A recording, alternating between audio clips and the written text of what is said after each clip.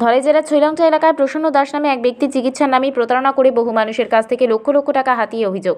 ওই ব্যক্তির বিরুদ্ধে প্রতারিত হওয়া বহু মানুষ ছৈলংটা থানায় একাধিক অভিযোগ দায়ের করলেও কোনো এক অজ্ঞাত কারণে মামলা নিতে রাজি নন ছৈলংটা থানার ওসি এবং মহকুমা এসডিপিও। এসডিপিওর বক্তব্য, কোনো প্রমাণ নেই, তার মামলা নেওয়া হচ্ছে না।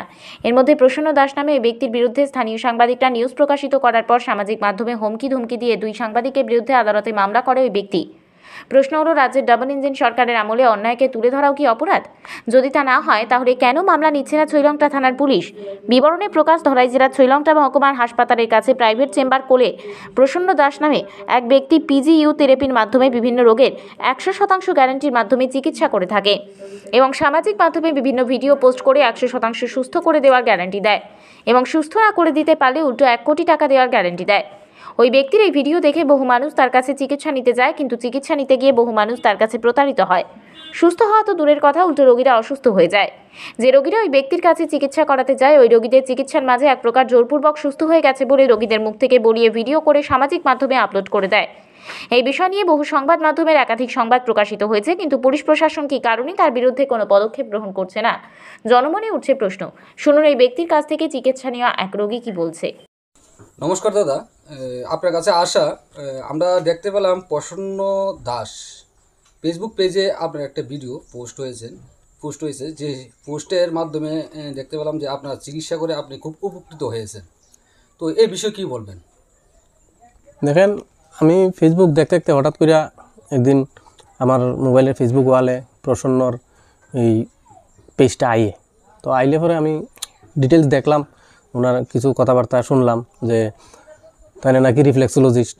তো ভাবলাম রিফ্লেক্সোলজিস্ট হিসাবে তো একটা চিকিৎসা পদ্ধতি চালু আছেই, ওকে দেখি না তাদের এখানে গিয়া কীটা হয়। কারণ বুঝতেই তো পারতেছেন, একজন অসুস্থ মানুষের মানে কেউ যদি কয় ওইখানে গেলে ভালো হইবা, ওইখানে গেলে সুস্থ হইবা, মানুষ এমনিতে দৌড় দেয়। তো সেই হিসাবে আমিও তো তাদের এখানে গেলাম, তাদের পরে দিয়া তাদের চিকিৎসা পদ্ধতিতে চিকিৎসা করলো আমারে 2 দিন 3 দিন গেলাম, 3 দিন চিকিৎসা করলো।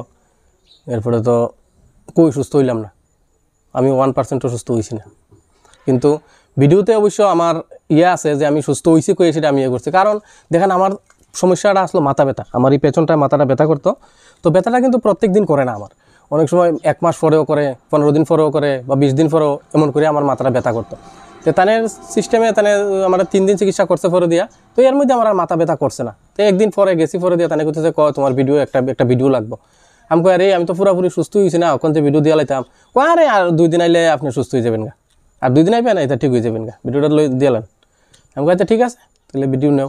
ওই হিসাবে আমি তখন আমার মাথা ব্যথা করছিল না, এই পিরিয়ডটার মধ্যে করছিল না, যে 5-7 দিন 10 দিন সময় গেছে, ওই সময়টার ভিতরে আমার মাথা ব্যথা করছিল না। এই হিসাবে আমি ভিডিও দিতে বাধ্য হয়েছি। কারণ ভিডিও না দিলে নেক্সট যে চিকিৎসা আছে আরও তাদের কাছে আমার করানো, যদি ওই চিকিৎসাগুলো আমার করানো না করা হয় যদি, তাহলে তো আমার চিকিৎসা কমপ্লিট হতো না।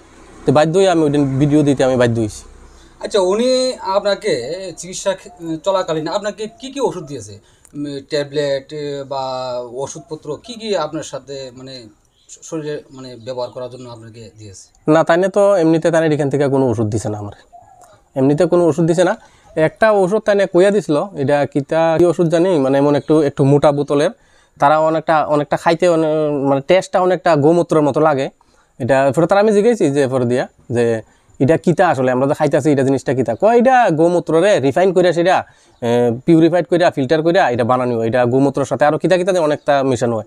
ওই ওষুধটা একটা দোকানে আমার অ্যাড্রেস দিয়ে দিছিল, তাই না।